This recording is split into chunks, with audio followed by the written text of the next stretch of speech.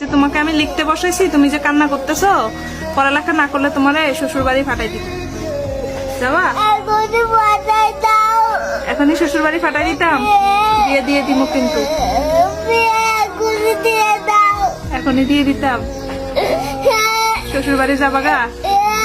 হ্যাঁ, শ্বশুর বাড়ি যাই কি করবা?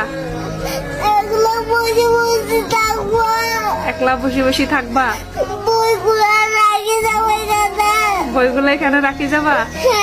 শ্বশুর বাড়ি গেলে তো কাজ করা লাগবে, পারবা? পারবা না?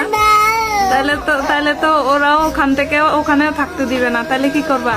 একটা লাঠি নিজে কারে মারবা? শ্বশুরকে মারবা? আচ্ছা, লাঠি নিয়ে যায় শ্বশুরকে মারা লাগবে না, তুমি এইখানেই থাকবা, কিন্তু তুমি পড়ালেখা করবা। হ্যাঁ, পড়ালেখা করবা না? করবা না? হ্যাঁ, শুধু রাগ দেখায় তো পড়ালেখা করবা না? পড়ালেখা করবা না?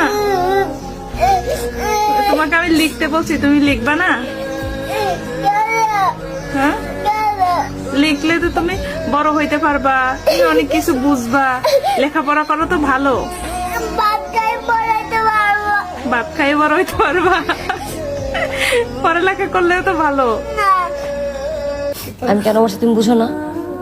কেন বলছি বুঝো না? এটা আমার বলার কি? এটা আমার ও তোমার ছোট না?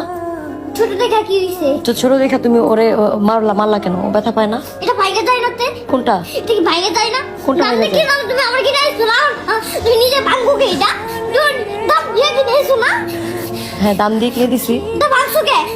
তো তুমি ভাইকে মারলা কেন এটা দিয়ে? মারবো না, ঠিক করবো। মারবা কেন? অনেক মেজাজ গরম হইতেছে, কিন্তু মেজাজ গরম করো না। কিসে? ম্যাম কিন্তু আমার মেজাজ গরম করো না। আঙুল নামায় কথা বলো। হ্যাঁ, আঙ্গুল নামা। এই